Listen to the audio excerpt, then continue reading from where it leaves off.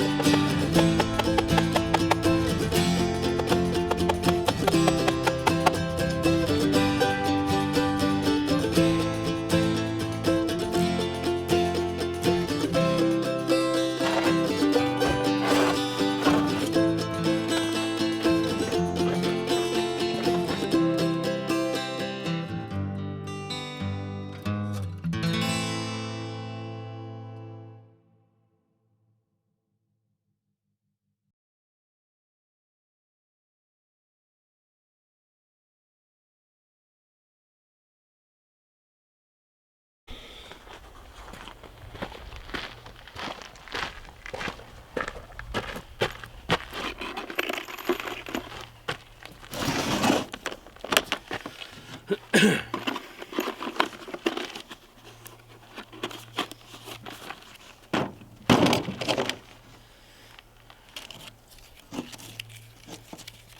one went together a lot faster than the previous one went. I've kind of done it before, so. 10D nails to tie everything together, liquid nails as well. I'm keeping one side absolutely true, so that when I go to nail off the floor joists on there, it'll be all nice and even. What else can I tell you? The guy that pulled up was Lyle, lives down the street. He's a contractor. So there's a lot of folks that that think I'm biting off more than I can chew, and I am. I know I am. But trust me when I say that there is a group of people around me that I know very, very well who've already told me, you get in trouble, you pick up the phone and call me and I'll come over and we'll square you away. So there are a lot of guys that build for a living that are friends of mine that I've explained this plan to, and that have said, look, when it comes to crunch time, if you can't get it done, we'll be out there to help you. So it may cost me some beer and some steaks, but it'll be worth it. Yeah, this one went much easier. One thing I didn't mention before is that the way that I'm nailing this, if, for example, when you look at the end of the end grain of a log, and let me grab my cell phone and I'll show you what I'm talking about here. So if you're looking at this end grain of this lumber, right, and you see the log curves this way, you do not want to take another one and curve it the same way, because you're going to end up with that log cup or with that wood cupping.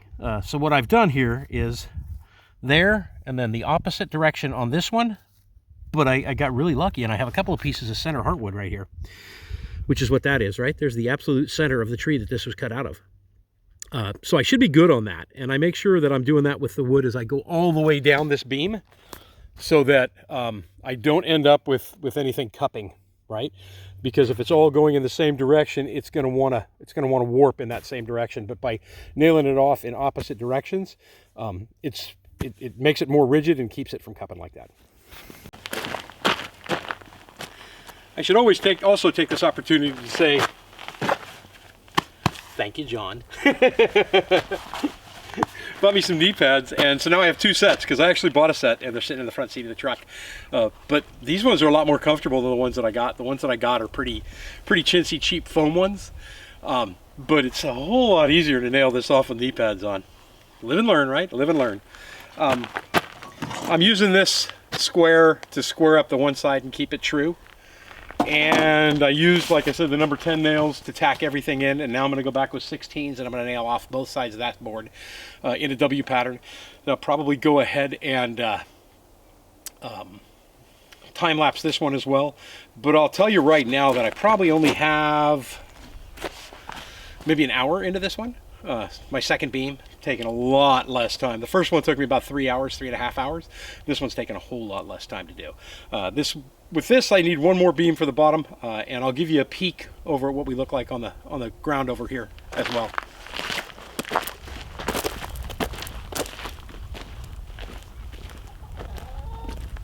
So as far as snow goes, that's it. That's all I have left in this whole area. There is some standing water over here still. It's pretty mushy, but generally the ground,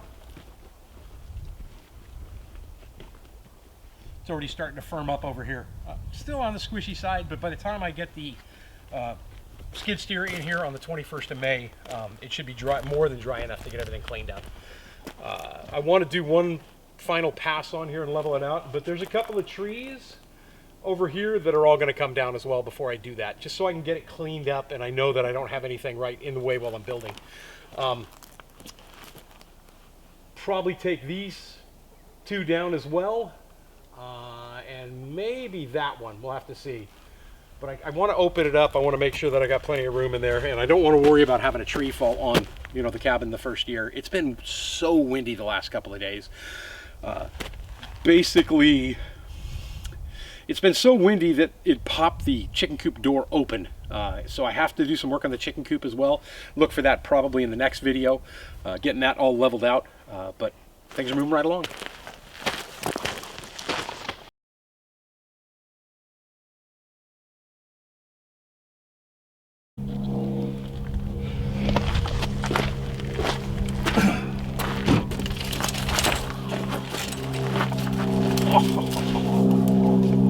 Ladies, how are you?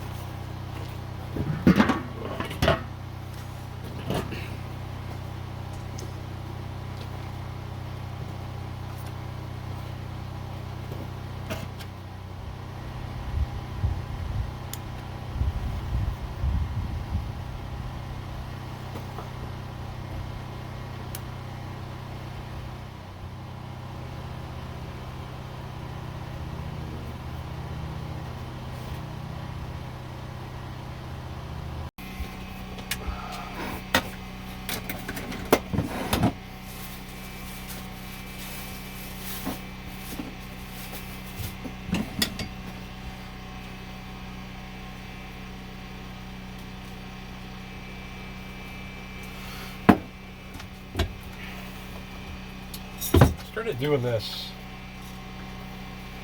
I don't know, maybe 2 years ago. So just like I'm seasoning the steak, right? Because what is hamburger?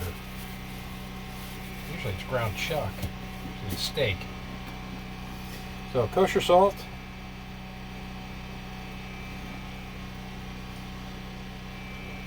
Fresh ground black pepper.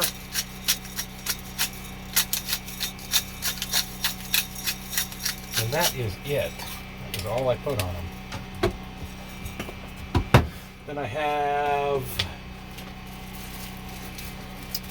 these rolls. They're called ciabatta rolls. They are the greatest hamburger bun ever made.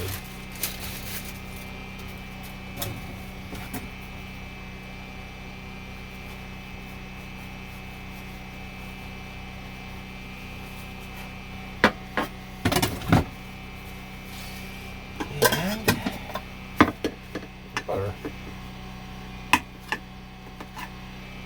I'm not really going to spread this butter on here.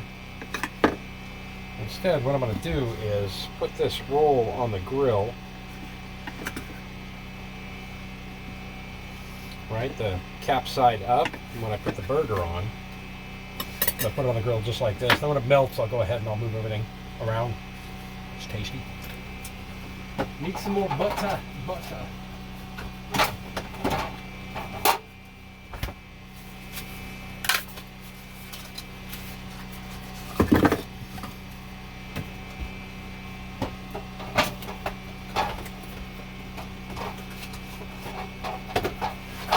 Do some good old-fashioned American cheese on this one. It's a real super simple meal tonight. Just a cheeseburger, maybe some chips and some strawberries.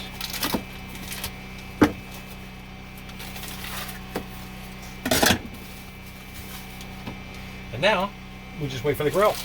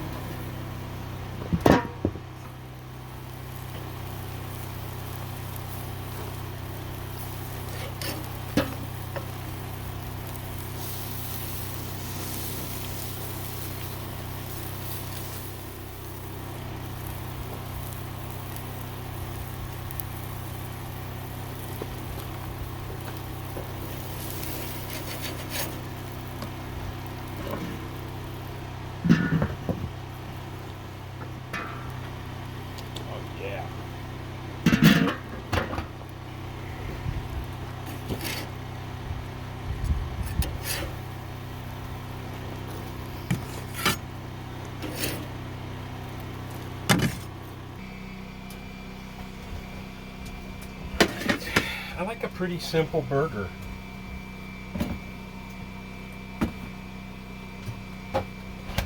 So I will take a little mustard.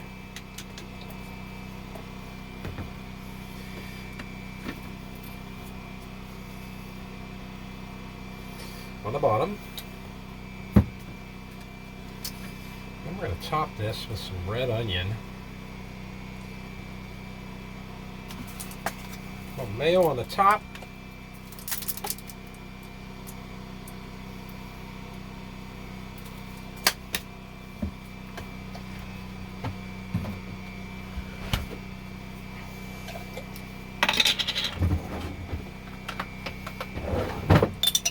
Sweet pickle relish. I am not a ketchup kind of guy.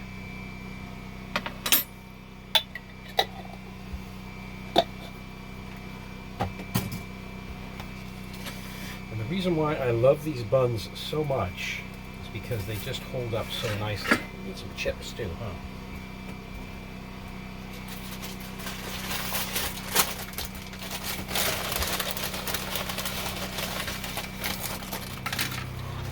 Nice.